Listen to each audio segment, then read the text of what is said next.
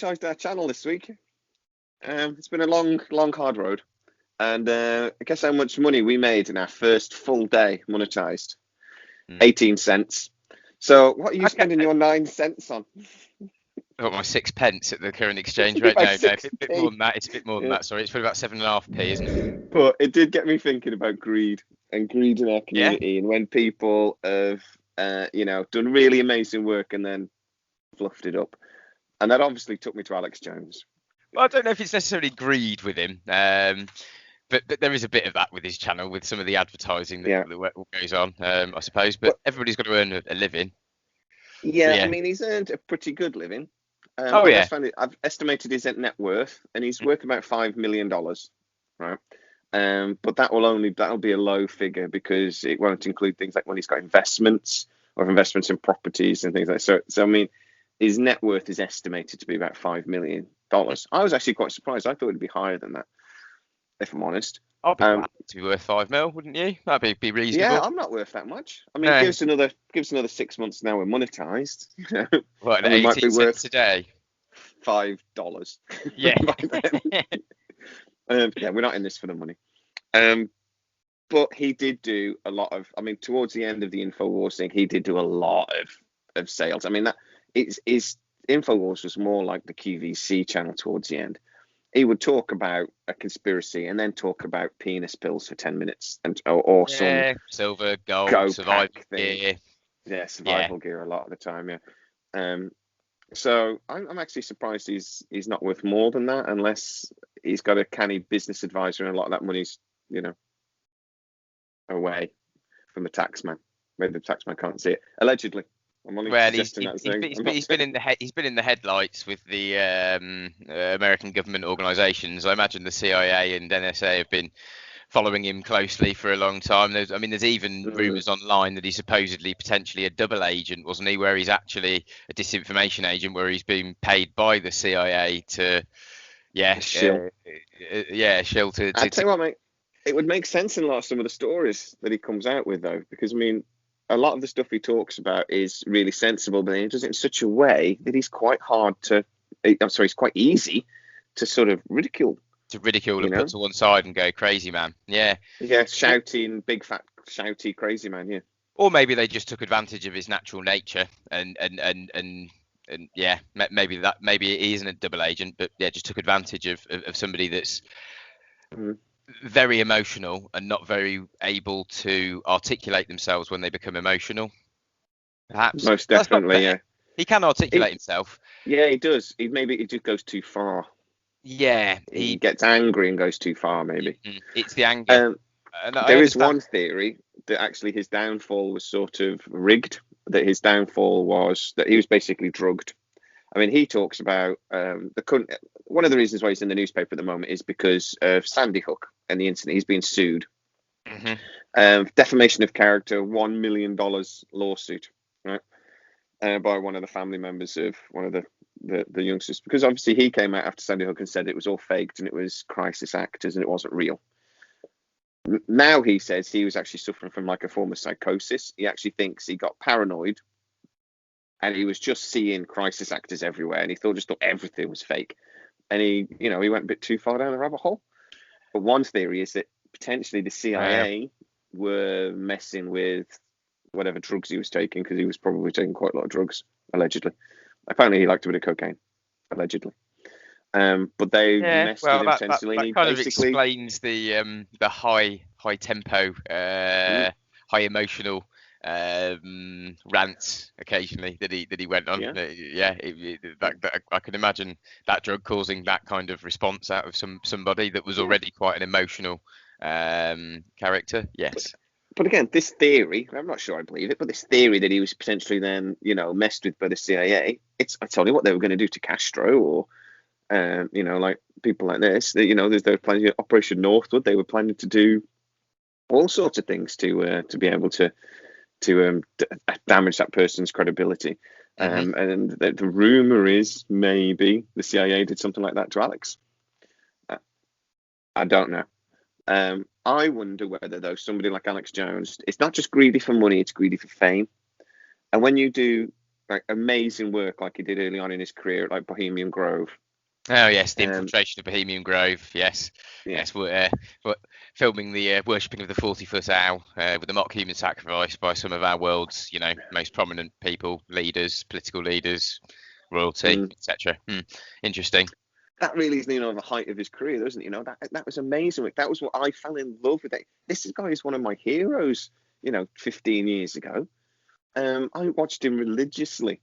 And I've watched that Bohemian Grove videos 2 or 3 times. There's a bit where he's like trying to get across the river into the redwood forest and stuff, and it's brilliant. Such good amazing work. Nobody had ever really talked about it before. He actually went in there and did it. He exposed this thing that really we should still be talking about. We should still be going, what the hell are you wealthy people doing in these woods? Why? Yes. Bilderberg Group, not officially even acknowledged until what was it in the media? I think it was in the 70s when it had been going since at least World War II, possibly before World War II, hadn't it? And it wasn't even acknowledged for 30, 40 years till the 70s by any mainstream media whatsoever that these meetings even occurred, where we've got sitting politicians going and discussing foreign policy. They're actually breaking their oath as a politician. Yeah. And now Alex Jones, these are always secrets where the Bilderberg Group are now. And Alex Jones has got a bit of a reputation. He finds out where they are and he stands out front of it and he does big speeches to people that say, like, let's expose this. We need to put a light on it. And that was really good.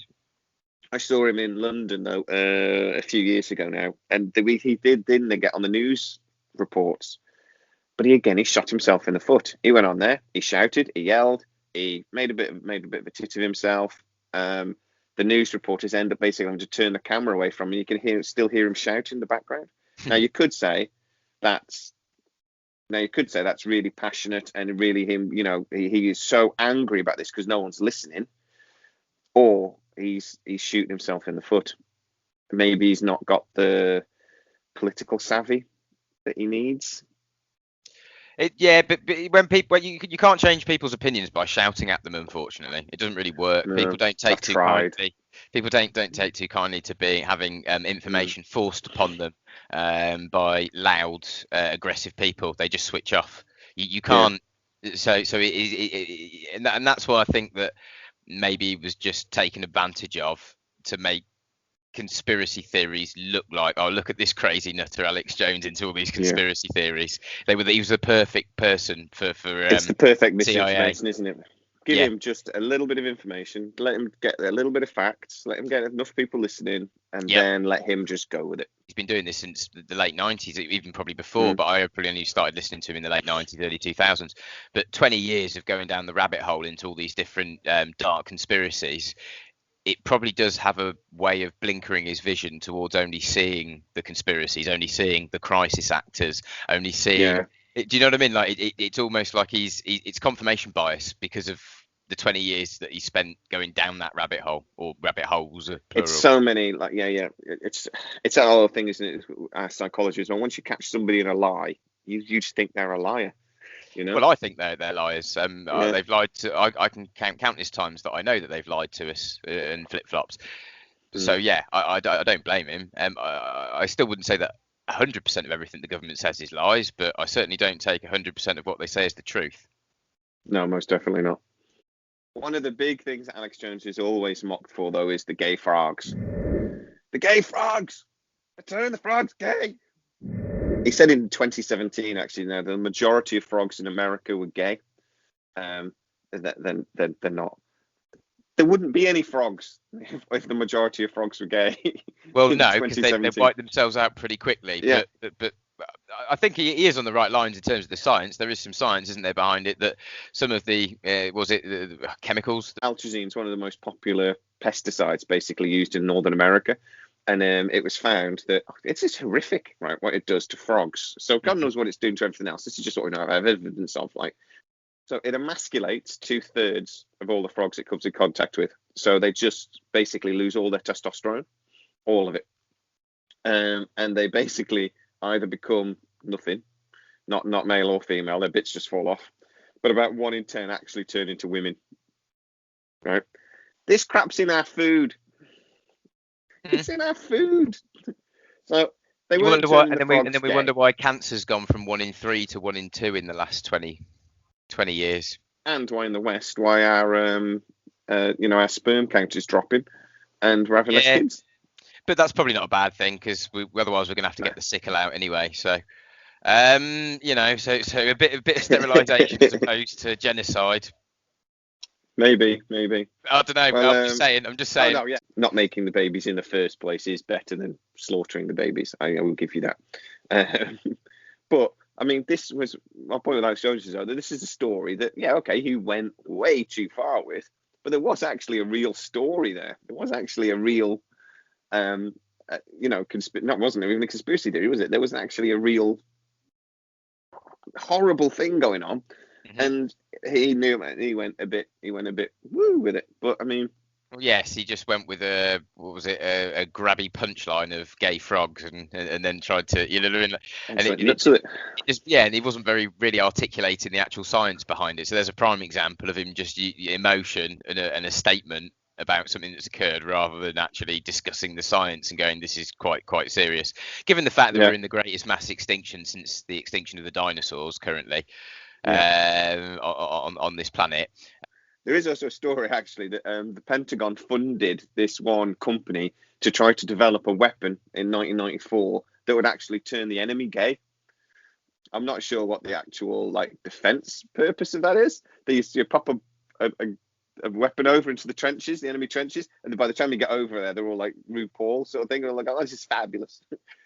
They're all just like, I don't know what the point of that weapon was. I don't know. No, it seems a bit far fetched, but also it's true. It's definitely true. It did apparently get shelved quite quickly. They gave money to this company to try to develop it, and then quite quickly they either realized this is stupid. What are we thinking? Or they realised it doesn't work, or it went into a black budget. Or it worked and it went black. I'd go with the latter. Most things seem to do the latter, mate. I could completely see that chemically there's probably a way to do that. Well, they did it. They are doing it to the frogs. They're doing it to the frogs, and it probably is that much of a stretch to do it to a different. Well, frogs I suppose frogs are amphibians and we're mammals, so there might be a bit of a stretch in terms of the chemistry to make the same thing occur to mammals that occurs to an amphibian, but possible, yeah. Well, put it this way: if a bomb came over and you're fighting a war and you're all of a sudden emasculated, are you going to be actually that bothered about continuing to fight, or are you just going to go, I'm going home? Well, that was probably the logic behind the creation of the program, I assume. Yes. Yeah, they just lose the will to fight. I followed his early work, and I suppose what probably got me into him was 9/11 and going down the rabbit hole that is 9/11, of which he did do some good work on as well. I haven't particularly identifying crisis actors, to be fair, which I've seen since, and you look like. That guy does look odd. There are a lot of very strange people. There's his black suit handler. Oh, look, he's reading off a script. Is that one where he's telling you? What is it? He's telling you about 45 minutes or half an hour, 45 minutes on live on CNN. How it all happened.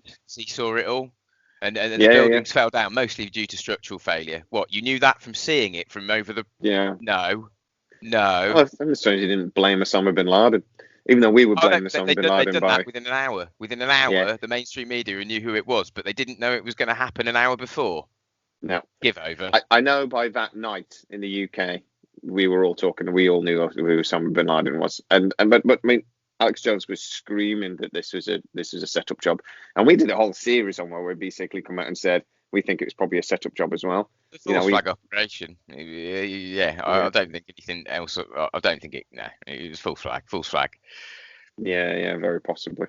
I'm not as convinced as you are, obviously, because I do think. Anyway, when it's not going to 9/11, we did a whole. No, that's a big rabbit hole to go down. But no, I do take your point, and I did like. To be honest, 9/11 was a big nail in his career coffin, to be honest, because I mean, a lot of his channel at that time wasn't online.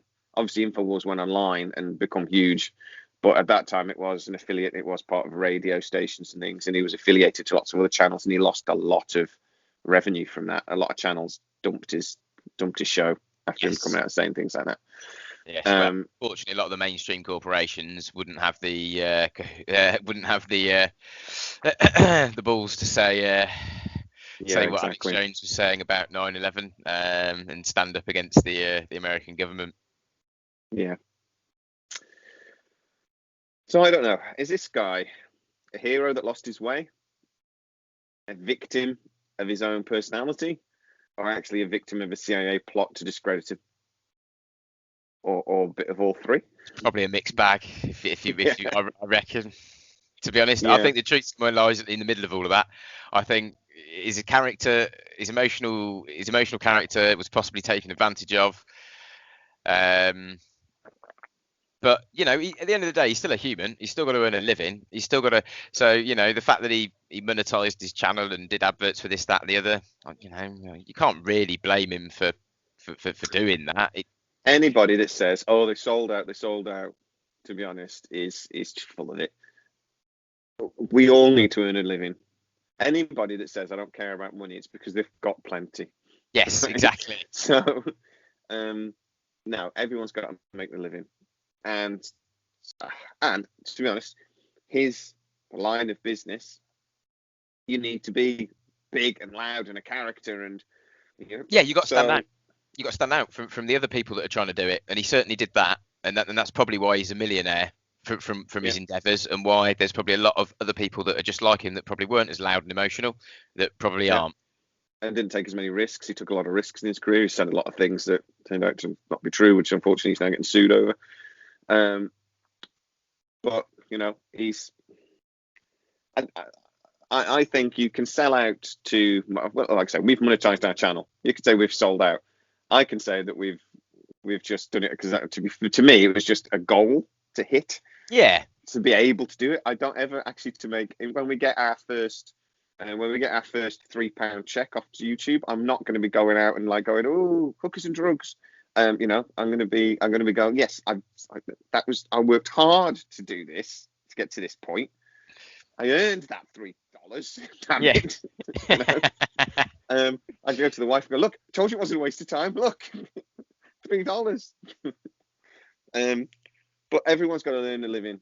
And I do not blame Alex Jones for making a living ever. And I wouldn't blame anyone for doing that. And he's not a sellout for that. No. What you can do, though, is sell out your credibility, and you can sell out your ethics. And I think he possibly did that. I don't think being greedy for money is necessarily a bad thing, but I think being greedy for fame and just chasing that next story is possibly what got him screwed. It's constantly chasing that next big story. I tend to agree. Yeah. And then when you start chasing it, you start forcing it. It's when you start saying things like Sandy Hook was fake, which it wasn't. Yeah, he started. So, that's a prime example of perhaps one that he didn't have evidence for, whether for the crisis actors that he was saying were involved in Sandy Hook. I've not done enough research into Sandy Hook to really pass too much comment though on whether I believe there were or weren't crisis actors involved. However, given how touchy a subject mass school shootings are, due to the children or the parents of the deceased children from the school shootings, I'd be very careful about what I openly stated online about those mass shooting events. Yeah, I mean, I think it comes down to, I think, a right-wing belief in America that people are out there is an organized plan to take their guns away, and this is where those sort of beliefs, I think, come from, that these things are faked and it's just news stories. The thing is, in America, 90-something% of people want stricter gun laws. There haven't been any for like a decade. Well, no, but that's no because new laws put through. It doesn't matter what the people think. It's what the corporations that lobby Congress think, and the people that have the money to pay for all the lobbying. And unfortunately, the NRA's got a lot of money. Yeah, and that's what I mean. At the moment, there is no political will to take your guns away. And to be honest, this theory that these mass shootings are being orchestrated to get that opinion is nonsense, because the public opinion's already there. The political will isn't. So who do they think are orchestrating the events to change the it doesn't really make sense. It's not a logical argument. I do love the NRA though. Whenever there's a mass shooting, what do they need? Well, if the teachers had guns, more guns, damn it. Well, that's what Trump said. We're going to arm the teachers. Just no. I just love that Jim Jeffries sketch where he's on about that substitute teacher that all the kids take the mick out of and wind up. Well, why haven't you got a husband, miss? You want to give her a gun and see what happens? All right. Yeah, exactly. I remember I made a nun cry once. I went to a Catholic school, and I made a nun cry once because I was asking her questions about. I'm almost proud of this. It's really bad. But I was asking questions about Noah's Ark and the Bible and all sorts. Asking what it didn't really make sense. How did the kangaroos get there and all sorts of things like this? And in the end, they made me sit at the back of the class because I made the nun cry and I wasn't allowed to ask any more questions. Yeah, but you were just an intelligent child that saw through the illogical story that you were being told and went, well, how does that work? Well, so you had two crocodiles, did you, next to a gazelle? Two gazelles, what? And they weren't like in separate cages, and so why didn't the crocodile just eat the gazelle? Yeah. I love the Eddie Izzard joke. How come the ducks got away with it? Like, all the crocodiles were killed except for 2 of them. Well, they can swim, so why would they have been on there anyway, actually? So, but all the land animals were slaughtered. How come the ducks got away with it? Were there no evil ducks? Quack. I love the other one that Jim Jeffries mentions when he's on about Noah and all the ages, and they go, but they never tell you that in the Bible, do they? That like the descendants of leading up to Noah and the Great Flood, and they all live for like 600, 700 years, 1,100 years, because you'd probably call bullshit in the sermon if they told you. Actually, somebody in the audience of the church going, nah, fuck that. 700 years. And everyone walking out.